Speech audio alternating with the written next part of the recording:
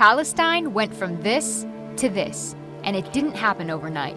Up until the early 1900s, Palestine was part of the Ottoman Empire, a religiously diverse land where Muslims, Christians, and Jews lived alongside each other. Then, things begin to change, with the start of the Zionist movement in Europe calling for the establishment of an independent Jewish state, ideally in Palestine. The first wave of European Jews start to immigrate. By the end of World War I, the Ottoman Empire collapses and Palestine is under British rule. It's 1917. Britain declares its support for a Jewish homeland in Palestine.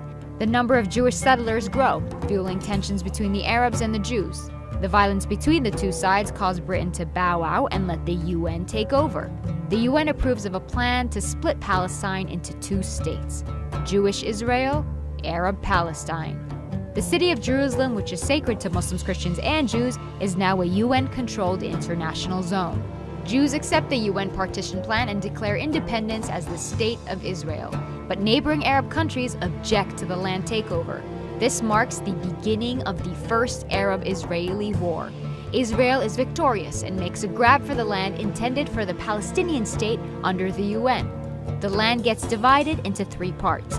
Jordan occupies the West Bank and East Jerusalem, Egypt occupies Gaza, and the State of Israel takes 78% of historic Palestine, including West Jerusalem.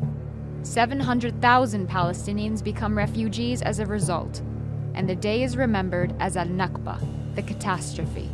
It's 1967. The Six-Day War breaks out between Israel and neighboring Arab countries, and by the end of it, the map looks something like this. Palestine is now fully occupied by Israel. Despite the absence of a formal peace treaty, things start simmering down. Then Israelis start settling into Gaza and the West Bank, resulting in an Israeli-Palestinian struggle that gives rise to the PLO, the Palestinian Liberation Organization. Their main goal? To liberate Palestine from Israel by any means necessary. Fighting goes on for years. The PLO eventually accepts dividing the land between Palestine and Israel, but the conflict doesn't end there. More settlers make their way into Israeli-occupied Palestinian territories. The international community considers this illegal. The frustration of the Palestinians leads to an intifada. As a result, Hamas is born, a political movement determined to fight against Israeli occupation of the West Bank and the Gaza Strip. The United States, Israel, and the PLO signed the Oslo Agreement to split the West Bank into three sections.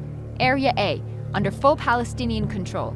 Area B, under joint Palestinian-Israeli control. And Area C, under full Israeli control. But the solution creates a problem.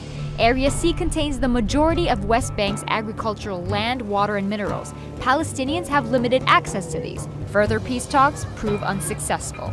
Palestinians lose hope, resulting in the Second Intifada, and Israel begins building walls and setting checkpoints to control Palestinian movement. It's 2005. Israel withdraws from Gaza, but continues settlements in the West Bank.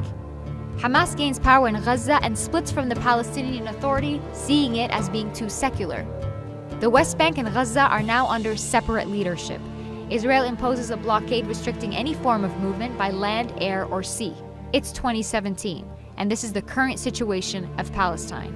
There are solutions on the table, but will we see them implemented in our lifetime?